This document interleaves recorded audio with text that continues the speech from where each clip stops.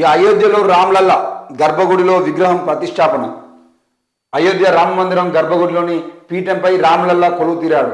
బాలరాముడిని తలపించే 51 అంగుళాల పొడవైన నల్లరాతి విగ్రహాన్ని గురువారం శాస్త్రోక్తంగా పీఠంపై ప్రతిష్ఠించారు. ఈ నెల 22వ తేదీన ప్రాణప్రతిష్ఠ మహోత్సవం జరిగే వరకు రామయ్యకు ప్రతిరోజు 5 సార్లు ప్రత్యేక హారతి ఇవ్వనున్నారు. 22న సెలవు ఇవ్వండి, సుప్రీం చీఫ్ జస్టిస్కు బార్ కౌన్సిల్ రిక్వెస్ట్. మరి అది కూడా వార్త చూస్తున్నాం. ఎందుకంటే అయోధ్య రామ మందిరానికి సంబంధించిన విషయంలో ఈ నెల 22వ తేదీన మరి అందరూ ఇంట్లో వాళ్ళు కార్యకలాపాలు చేసుకోవాలని, ఎందుకంటే అక్కడికి రావడాన్ని అందరూ అంటే ఎక్కువ మంది వచ్చేటువంటి అవకాశాలు లేవు కాబట్టి కొంతమందితోనే కార్యక్రమం జరుగుతుంది. మీరు అందరూ మీ మీ ఇళ్లలో ఆ కార్యక్రమానికి సంబంధించి మీరు కూడా ఊర్లలో ఉన్నటువంటి ప్రతి ఇంట్లో తప్పకుండా దీపారాధన చేయాలి, కొన్ని పూజా కార్యక్రమాలు నిర్వహించుకోవాలి. ఉదయాన్నే లేచి తలస్నానం చేసిన దగ్గర మొదలుకొని రాత్రి దీపాలు పెట్టేంత వరకు మొత్తం ఒక రూల్ పెట్టిరు కాబట్టి దానికి సంబంధించిన విషయంలో కేంద్రంలో అంటే ముఖ్యంగా సుప్రీంకోర్టు కూడా చీఫ్ జస్టిస్కు అడ్వకేట్లు కూడా ఏమని పెట్టారంటే బార్ కౌన్సిల్ రిక్వెస్ట్ ఏంటి అంటే 22వ తారీఖు నాడు సెలవు ఇవ్వండి. ఇప్పటికీ కేంద్ర ప్రభుత్వంలో ఉన్నటువంటి ఉద్యోగులకు సంబంధించిన విషయంలో, ముఖ్యంగా దేశవ్యాప్తంగా ఉన్నటువంటి ప్రభుత్వ ఉద్యోగులకు సంబంధించిన విషయంలో అందరికీ హాఫ్ డే సెలవుగా ప్రకటించేటువంటి కార్యక్రమం అంటే ఆ క్రమం అయితే కనబడతా ఉంది. మరి సెలవు ప్రకటించేది ఉంటే మరి బార్ కౌన్సిల్ కూడా సెలవు ఇస్తే మేము అడ్వకేట్లుగా ఉన్నటువంటి మేము కూడా తప్పకుండా ఆ రోజు మేము మా కుటుంబాలతో గడుపుతాము, అవసరమైతే మేము ప్రత్యేక పూజలు నిర్వహించుకుంటామని చెప్పేసి అయితే ఈరోజు ఆ రోజు బార్ కౌన్సిల్ కూడా 22వ తారీఖున సెలవు కావాలని చెప్పేసి సుప్రీంకోర్టు నడుతుంది. మరి రాజ్యాంగబద్ధంగా పనిచేయాల్సినటువంటి సంస్థలు ఈరోజు ప్రభుత్వ సంస్థలు అంటే రాజ్యాంగబద్ధంగా మతాలకు సంబంధం లేకుండా, మత కార్యక్రమాలకు సంబంధం లేకుండా పనిచేయాల్సినటువంటి సుప్రీంకోర్టును మొదలుకొని ప్రభుత్వ సంస్థలన్నిటి మీద ఈరోజు మతం తన ప్రభావం చూపించడానికి ప్రయత్నం చేస్తూ ఉంది. మరి మతం ప్రభావం చూపించడం అంటే మరి ఈరోజు రాజ్యాంగం ప్రకారంగా మనం నడుస్తున్నామా, మతం ప్రకారంగా నడుస్తున్నామా, మత గ్రంథాలను ముందు తీసుకొచ్చడానికి ప్రయత్నం చేస్తున్నారా, రాజ్యాంగాన్ని పక్కన పెట్టడానికి ప్రయత్నం చేస్తున్నారా అనే విషయాన్ని కూడా అర్థం చేసుకోవాల్సిన అవసరం ఉంది. ఎందుకు అనంటే ఈ దేశంలో ఏ విషయం తీసుకున్నా కూడా రాజ్యాంగం ప్రకారమే ముందుకు పోవాల్సిన అవసరం ఉంటుంది.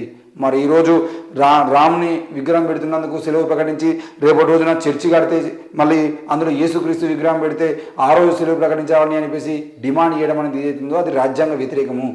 ఒకవేళ మీరు కనుక మీకు సంబంధించిన కేసులు లేకపోతే మీరు సెలవు పెట్టుకొని ఇంటికి ఉండాలి. ఈరోజు ఎవరికి సెలవు ప్రకటించకపోతే ఒకవేళ వాళ్ళకి ఆ కార్యక్రమం తప్పకుండా మీ ఇంట్లో పూజ చేసుకోవాలనే ఆలోచన ఉంటే ఆ రోజు వాళ్ళు కాకుండా మిగతా ఉద్యోగులు ఎవరైతే ఉన్నారో ఈరోజు తప్పకుండా మాకు సెలవు అవసరం లేదని చెప్పేసి ఉదయాన్నే ఆ ఇంట్లో పూజలు నిర్వహించుకొని మళ్ళీ కార్యక్రమాన్ని అంటే మళ్ళీ వాళ్ళ జీవితంలో వాళ్ళు పనిచేస్తున్న పనికి వెళ్ళి మళ్ళీ సాయంత్రం వచ్చేటువంటి వాళ్ళు ఎంతోమంది ఉంటారు కాబట్టి ఆ విధంగా మీరు పనిచేసుకునే ప్రయత్నం చేయాలి తప్ప సెలవులు ప్రకటించాలి. ఆ రోజు మద్యం తాగద్దు, మాంసం తినద్దు, దేశవ్యాప్తంగా మద్యాన్ని బంద్ చేయాలి, మాంసాన్ని బంద్ చేయాలంటే ఈరోజు సెలవు దొరికింది అని అంటే దేశవ్యాప్తంగా కనబడేది సెలవు దొరికింది అంటే ప్రధానంగా చేసే పని ఏంటి అంటే ఇంట్లో కూర్చొని మంచి దావతులు వేసుకోవడం. మరి మీరు సెలవు ఇవ్వాలి, మా రోజు మద్యం అమ్మద్దు, మందు అమ్మద్దు అని చెప్పేసి, మాంసం అమ్మద్దు అని చెప్పేసి రూల్స్ పెట్టి మరి ఈరోజు అంటే మన మతానికి సంబంధించినటువంటి విషయాల్లో ఏ మతమైనా ఈరోజు ముస్లిం అయినా, క్రిస్టియన్ అయినా, ఆఖరికి బుద్ధిస్టులైనా ఎవరైనా కూడా మీ మతాలకు సంబంధించిన విషయంలో ఎట్టి పరిస్థితుల్లో వాటిని దేశం మొత్తం మీద రుద్దాలనే ప్రయత్నం చేయడం సరైనది కాదు. మరి రాజ్యాంగ వ్యతిరేక కార్యక్రమాలను మీరు చేసుకుంటూ ఇదే పాలన అని చెప్పేసి మాట్లాడడం కూడా సరైనది కాదనేసి మనం కోరుతాను. ఇక భార్య హత్య కేసులో భర్తకు ఉరిశిక్ష. నాంపల్లి మెట్రోపాలిటన్ కోర్టు సంచలన తీర్పు. హైదరాబాద్లో ఇదే మొదటిసారి నిందితుడు ఉమ్రాన్ ఉల్ హక్ మరి భార్య హత్య కేసుకు సంబంధించిన విషయంలో భార్య మీద హత్య ప్రయత్నం చేసినందుకు ఉరిశిక్ష వేయడం అనేది ఇదే మొదటిసారి.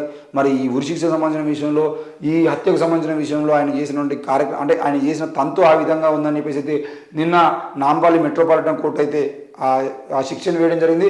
మరి హైకోర్టుకు పోతే ఏమైనా అందులో మారేటువంటి అవకాశాలు ఉంటాయా, లేదంటే సుప్రీంకోర్టుకు పోతారా, లేదంటే ఆ ఉరిశిక్ష పడ్డాయి కాబట్టి సైలెంట్గా ఉంటారనే విషయం పక్కన పెడితే ఏది ఏమైనా కూడా భార్యకు సంబంధించిన విషయంలో భార్యను హత్య చేసి అంటే 7 ఏళ్ళు 5 ఏళ్ళు లేదు అని అంటే 3 సంవత్సరాల్లో మళ్ళీ ఏదో ఒక రకంగా చేసి బయటపడవచ్చు అని చెప్పేసి ఆలోచనతో చాలామంది ఆ మహిళల మీద దాడులు, ముఖ్యంగా భార్యల మీద, గృహిణుల మీద, ఇంట్లో ఉండే మహిళల మీద దాడులు చేసి చంపేయడానికి ప్రయత్నం చేస్తున్నారు. కాబట్టి ఆ ప్రయత్నాలు ఒకవేళ ఇలాగే కొనసాగితే రానున్న రోజుల్లో మహిళల మనుగడకి తీవ్ర నష్టం జరిగే అవకాశం ఉంది. కాబట్టి మొత్తానికైతే ఈరోజు మొదటిసారిగా శిక్షణ అయితే వేయడం జరిగింది.